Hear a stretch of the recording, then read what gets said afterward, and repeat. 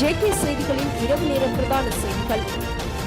நிதி அமைச்சின் வெளிநாட்டு வளங்கள் திணைக்களத்தின் உதவி பணிப்பாளர் ரங்க நிஷாந்த ராஜபக்ஷவின் மரணம் குறித்து உளவியல் ரீதியான மரண பரிசோதனை நடத்தப்பட வேண்டும் என்று தினன தகுன அமைப்பின் உறுப்பினர் சட்டத்தரணி ஷிரால் லக்திலக தெரிவித்துள்ளார். திரைச்சேரியில் 2.5 மில்லியன் அமெரிக்க டாலர்கள் மூன்றாம் தரப்பினருக்கு கைமாறிய சம்பவம் குறித்து நிதி அமைச்சின் செயலாளர் 4 மாதங்களாக தகவல்கள் மறைத்திருப்பது கடுமையான சந்தேகத்தை தோற்றுவிப்பதாகவும் அவர் மேலும் குறிப்பிட்டுள்ளார். எனவே இது குறித்து ஜனாதிபதி மற்றும் சுகாதார அமைச்சர் நலிந்த ஜெயதிச ஆகியோரிடம் உளவியல் ரீதியான மரண பரிசோதனையை முன்னெடுக்குமாறும் கோரிக்கை விடுப்பதாக ஷிரால் லக்திலக மேலும் தெரிவித்துள்ளார். இது குறித்து அவர் மேலும் தெரிவிக்கையில், நிதியமைச்சு அதிகாரியின் மரணம் தவறான முடிவெடுத்த உயிர்மாய்ப்பு என சட்ட வைத்திய அதிகாரிகள் குழு நேற்று உத்தியோகபூர்வமாக அறிவித்துள்ளது.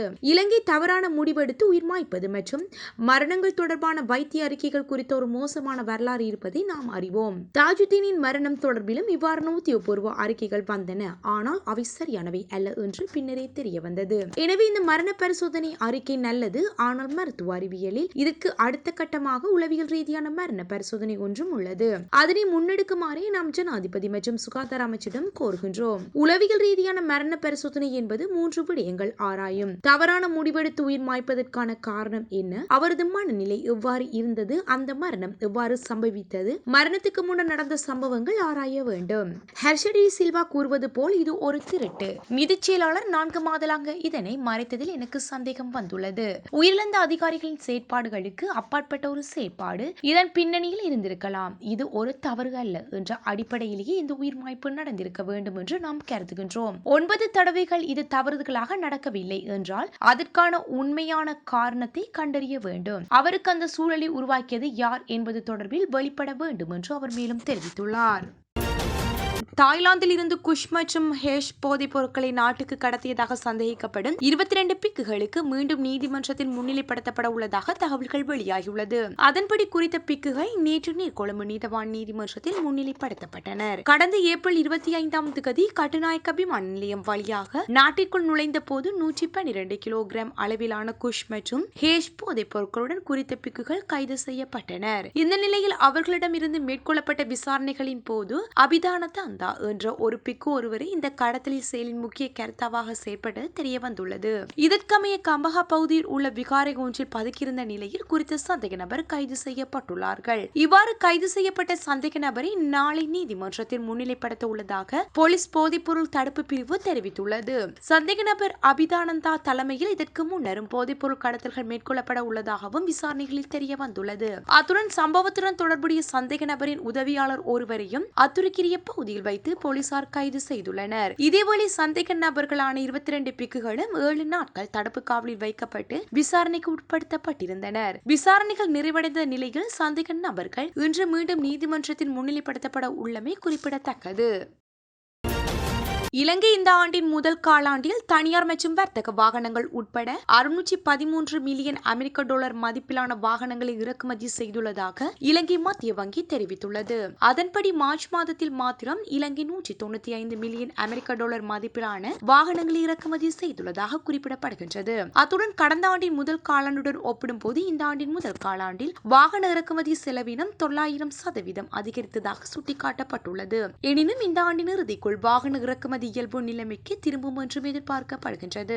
கடந்த ஆண்டு வாகன இறக்குமதி கட்டுப்பாடுகள் தளர்த்தப்பட்டதன் பின்னர் ஏப்ரல் மாதம் முதல் நாட்டிற்கு வாகன இறக்குமதி படிப்படியாக அதிகரித்து நாட்டின் இறுதியில் மொத்த வாகன இறக்குமதி செலவினம் 2.047 மில்லியன் அமெரிக்க டாலராக இருந்துள்ளது. இருப்பினும் கடந்த ஆண்டின் முதல் காலாண்டில் நாட்டின் வாகன இறக்குமதி செலவினம் 61 மில்லியன் அமெரிக்க டாலராக இருந்துள்ளது.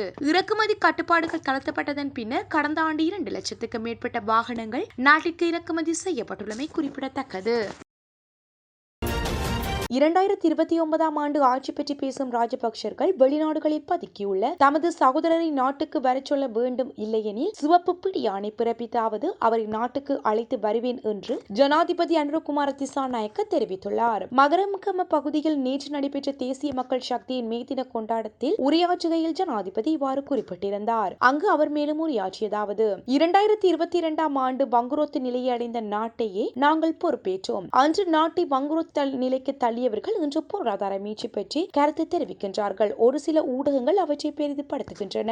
வங்குரோத்து நிலையடைந்த எதிர்க்கட்சியினர் ஒன்று கூடி அரசாங்கத்துக்கு எதிராக சூழ்ச்சி செய்கின்றார்கள். ஜிஎல் பீரிஸின் வீட்டை ஒன்றிணைந்து பேசுகின்றார்கள். அதன் பின்னர் ஆட்சி மாற்றத்தை ஏற்படுத்த உள்ளதாகவும் குறிப்பிடுகின்றார்கள். வேலையில்லாத காரணத்தால் ஏதாவது பேசட்டும், கலந்துரையாடட்டும். இவர்களின் ஒன்று கூடல்கள் ஒருபோதும் அரசாங்கத்துக்கு சவாலாக அமையாது.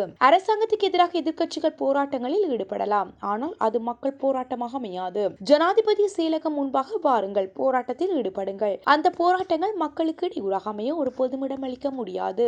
கடந்த கால ஊழல்கள் குறித்து விரைவான விசாரணைகளை மேற்கொண்டுள்ளோம். நிலக்கரி கொள்வனவு குறித்து எழுந்துள்ள குற்றச்சாட்டுகளை ஆராய்வதற்கு விசேட ஆணைக்குழு ஒன்று நியமிக்கப்பட்டுள்ளது. அறிக்கை கிடைத்தவுடன் உரிய நடவடிக்கைகள் எடுக்கப்படும். எவரையும் பாதுகாக்க வேண்டிய அவசியம் எனக்கு கிடையாது. 2009 ஆண்டு கால படுகொலைகள் மற்றும் சர்ச்சைக்குரிய சம்பவங்கள் கால மாற்றத்தில் மறக்கக்கூடிய ஒருபோதும் இடமளிக்கப் போவதில்லை. 2029 ஆண்டு ஆட்சி பற்றி பேசும் ராஜபக்சர்கள் வெளிநாடுகளில் பதுக்கியுள்ள தமது சகோதரரை நாட்டுக்கு வர சொல்ல வேண்டும் என்றும் சிவப்பு பிடியாணை பிறப்பித்தாவது நாட்டுக்கு அழைத்து வருவேன். முன்னாள் ஜனாதிபதிகள் அவர்களின் சகோதரர்கள், பிள்ளைகள், உறவினர்கள் குறுகிய காலத்தில் திரட்டிய சொத்து விவரங்களை வெளிப்படுத்த வேண்டும். இல்லையில் குறித்த சொத்துக்கள் நீதிமன்றத்தின் ஊடாக அரசுடைமையாக்கப்படும். சட்டத்தின் ஊடாகவே பல பிரச்சனைகளுக்கு தீர்வு காணப்படும் என்றும் அவர் தெரிவித்திருந்தார். மின்சார கட்டணம் குறைக்கப்படும் என அரசாங்கம் வாக்குறுதி அளித்த போதிலும் மின் கட்டணத்தை அதிகரிக்க அரசாங்கம் திட்டமிடுவதாக குற்றச்சாட்டு எழுந்துள்ளது. எதிர்வரும் 10ஆம் தேதி அளவில் மீண்டும் 11% மின்சார கட்டணங்கள் அதிகரிக்கப்பட வாய்ப்புள்ளதாக ஐக்கிய மக்கள் சக்தியின் நாடாளுமன்ற உறுப்பினர் ஹர்ஷடி சில்வா தெரிவித்துள்ளார். கொழும்பில் நேற்று நடைபெற்ற மக்கள் சக்தியின் மே தின கொண்டாட்டத்தில் கலந்து கொண்டு உரையாற்றும் போதே அவர் இதனை குறிப்பிட்டுள்ளார். அவர் மேலும் தெரிவிக்கையில், நிலக்கரி இறக்குமதியில் இடம்பெற்ற ஊழலால் ஏற்பட்ட 18 மில்லியன் ரூபாய் இழப்பை மக்கள் மீது சுமத்த வேண்டாம் என்று சர்வதேச நாணய நிதியம் அறிவித்துள்ளது. எனினும் அரசாங்கம் அதனை மறைமுக வரிகள் மூலம் மக்களிடமே வசூலிக்க தயாராகி வருவதாகவும் அவர் குறிப்பிட்டுள்ளார். அதற்கமைய இந்த மாதம் 10ஆம் தேதி அளவில் மின்சார கட்டணத்தை மீண்டும் 11% வரை உயர்த்த திட்டமிடப்பட்டுள்ளதாக அவர் மேலும் சுட்டிக்காட்டியுள்ளார். அத்துடன் உணவு, மருந்து மற்றும் விவசாய உபகரணங்களுடனான வட் வரியை நீக்குவதற்கு கூறிவிட்டு நடைமுறையில் சமூக பாதுகாப்பு வரியுடன் சேர்த்து சுமார் 22% வரை வரி வசூலிக்கப்படுவதாகவும் நாடாளுமன்ற உறுப்பினர் ஹர்ஷடி சில்வா மேலும் தெரிவித்துள்ளார். நாட்டின் பல மாவட்டங்களில் டெங்கு நோயாளர்களின் எண்ணிக்கை அதிகரித்து வருவதாக சுகாதார அமைச்சு தெரிவித்துள்ளது. குறிப்பாக கொழும்பு, கம்பஹா, களுத்துறை, காலி, மாத்தறை, அம்பாந்தோட்டை மற்றும் ரத்தினபுரி மாவட்டங்களில் டெங்கு நோயாளர்களின் எண்ணிக்கை உயர்வாக பதிவாகியுள்ளது. ஏப்ரல் மாதத்தில் மட்டும் 4617 டெங்கு நோய் தொற்றுகள் உறுதிப்படுத்தப்பட்டுள்ள நிலையில் கொழும்பு, கம்பஹா மற்றும் களுத்துறை மாவட்டங்களில் சிறப்பு டெங்கு கட்டுப்பாடு திட்டங்கள் நடைமுறைப்படுத்தப்பட்டுள்ளதாக தேசிய டெங்கு கட்டுப்பாட்டு பிரிவு தெரிவித்துள்ளது. இந்த ஆண்டின் இதுவரையான காலப்பகுதியில் டெங்கு நோயால் 12 பேர் உயிரிழந்துள்ளதாகவும் அமைச்சு மேலும் குறிப்பிட்டுள்ளது.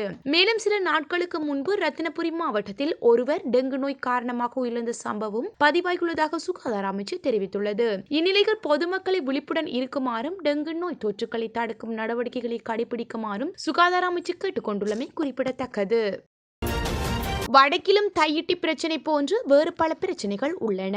அந்த பிரச்சனைகளை வைத்துக் கொண்டே வடக்கில் உள்ள அரசியல் தலைவர்கள் தங்கள் அரசியலை தக்க வைத்துக் கொண்டுள்ளனர் என்று அமைச்சர் பிமல் ரத்நாயக்க தெரிவித்தார். தேசிய மக்கள் சக்தியின் மே தின கொண்டாட்டம் நேற்று யாழ்ப்பாணம் நெடுந்தூர பேருந்து நிலையத்தில் நடைபெற்றது. இதில் கலந்து கொண்டு உரையாற்றும் போதே அவர் மேற்கண்டவாறு கூறினார். மேலும் தெரிவித்ததாவது, இலங்கையில் கடந்த கால ஆட்சியாளர்கள் உருவாக்கிய பிரச்சனைகள் புற்றுநோய் போன்று பரவியுள்ளன. இவை யாழ்ப்பாணம், மாத்தறை, கொழும்பு என அனைத்து இடங்களிலும் பரவியுள்ளன. பல வருடங்களானாலும் தீர்வுகள் எட்டப்படக்கூடா என்ற எண்ணத்தில் சூட்சுமமாக சிந்தித்து கடந்த கால ஆட்சியாளர்கள் பல பிரச்சனைகளை உருவாக்கி இருக்கின்றார்கள். எனவே அந்த பிரச்சனைகளை நாங்களும் பொறுமையாக சிந்தித்தே தீர்க்க வேண்டும். வடக்கிலும் தையிட்டி பிரச்சனை போன்று வேறு பல பிரச்சனைகள் உள்ளன. அந்த பிரச்சனைகளை வைத்துக் கொண்டே வடக்கில் உள்ள அரசியல் தலைவர்கள் தங்கள் அரசியலை தக்க வைத்துக் கொண்டுள்ளனர். தையிட்டி விகார பிரச்சனைகள், குருந்தூர் மலை பிரச்சனை போன்ற பிரச்சனைகளை தீர்க்கும் போது தேசிய ஒற்றுமை மற்றும் நல்லிணக்கத்தை கவனத்தில் எடுக்க வேண்டும். வங்குரோத்து அடைந்த அரசியல்வாதிகள் இந்த பிரச்சனைகளை வைத்துக் கொண்டு மீண்டெழாத வகையில் நாங்கள் தீர்வு காண முடியும். நாங்கள் போக்குவரத்து துறையிலேயே பாரிய மாற்றத்தை செய்ய உள்ளோம். கொழும்பில் ஆரம்பித்தது போன்று யாழ்ப்பாணத்திலும் மெட்ரோ பஸ் திட்டத்தை ஆரம்பித்துள்ளோம். வடக்கில் உள்ள மக்களாயினும் சரி, மலையகத்தில் உள்ள மக்களாயினும் சரி, அவர்களுடைய வாழ்க்கையை மேம்படுத்த வசதிகளை செய்து கொடுப்பதே எங்கள் அரசின் இலக்காகும். இலங்கையில் உள்ள 10 நகரங்களை அபிவிருத்தி அடைந்த நகரங்களாக மாற்றுவதற்கு ஜனாதிபதி அனுரகுமார திசாநாயக்க முடிவெடுத்திருக்கின்றார். அந்த 10 நகரங்களில் யாழ்ப்பாணமும் அடங்குகின்றன. யாழ்ப்பாணம் நகரத்திலும் பாரிய அபிவிருத்தி பணிகளை செய்யவுள்ளோம். ராஜபக்சர்கள் ரணில் விக்ரமசிங்க போன்ற போலி சண்டியர்களுக்கு நாங்கள் ஒருபோதும் அடிபணிய மாட்டோம். நாங்கள் அடிபணிவது இந்த நாட்டு மக்களின் ஆணைக்கு மாத்திரமே ஆகும். இந்த போலி சண்டியர்கள் சிறையில் அடைக்கப்படுவார்கள் என்று அவர் குறிப்பிட்டிருந்தார். ஒரு அரச தலைவரும் அவரது குடும்பத்தினரும் கைது செய்யப்படலாம் என மே தின கூட்டத்தின் போது ஜனாதிபதி அனுரகுமார திசாநாயக்க தெரிவித்துள்ளார். அதற்கமைய முன்னாள் ஜனாதிபதி மைத்திரிபால ஸ்ரீசேனா இந்த நேரத்திலும் கைது செய்யப்படலாம் எனவும் உயிர்த்த ஞாயிறு தாக்குதலுடன் தொடர்புடைய விடயத்தில் முன்னாள் ஜனாதிபதி கோட்டபாய ராஜபக்ஷ கைது செய்யப்படலாம் என்றும் மஹிந்த ராஜபக்ஷ கைது செய்யப்படலாம் என்ற நிலையில் அவர்கள் கைது செய்யப்படுவதற்கான வாய்ப்பும் இருக்கின்றது. இதுவரை முன்னாள் ஜனாதிபதி ரணில் விக்ரமசிங்கே கைது செய்யப்பட்டிருக்கும் நிலையில் இந்த விடயத்தை கூட இவர்கள் சரியான முறையில் கையாளவில்லை என்ற குற்றச்சாட்டும் இருக்கின்றது. தங்களுக்கு எதிரான எதிர்ப்பால் வரும்போது திடீரென மஹிந்த ராஜபக்ஷவோ மைத்திரிபால ஸ்ரீசேனாவையோ கைது செய்வதன் மூலம் முன்னாள் ஜனாதிபதி ஒருவர் கைது செய்யப்பட்டிருக்கின்றார் என்ற ஊடக வெளிச்சம் மக்களின் முக்கியமான பிரச்சனைகளை திசை திருப்பலாம். குறிப்பாக 2.5 மில்லியன் அமெரிக்க டாலர் மாயமான விவகாரம் என்பது நிலக்கரி விவகாரத்தை விட மிகப்பெரிய விவகாரமாக பேசப்படுகின்றது. இது சர்வதேச ரீதியில் இலங்கை நிதி நிறுவனங்கள் மீதான நம்பிக்கை இனத்தை ஏற்படுத்தும். அதேவேளை முன்னாள் ஜனாதிபதியை கைது செய்வதன் மூலம் இதனை திசை திருப்பலாம். ஆட்சியில் இருக்கும் ஒரு ஜனாதிபதி ஒருவர் கைது செய்யப்படுகின்ற விவகாரம் எப்படி தெரியும்? அவ்வாறு தெரிகின்றது என்றால் அந்த விசாரணைகளை சுயாதீனமாக முன்னெடுக்கப்படுகின்றதா? அவ்வாறு சுயாதீனமாக முன்னெடுக்கப்படுகின்ற விடயம் ஜனாதிபதிக்கு முன்கூட்டியே தெரியப்படுகின்றதா என்ற கேள்வி எழுந்துள்ளது.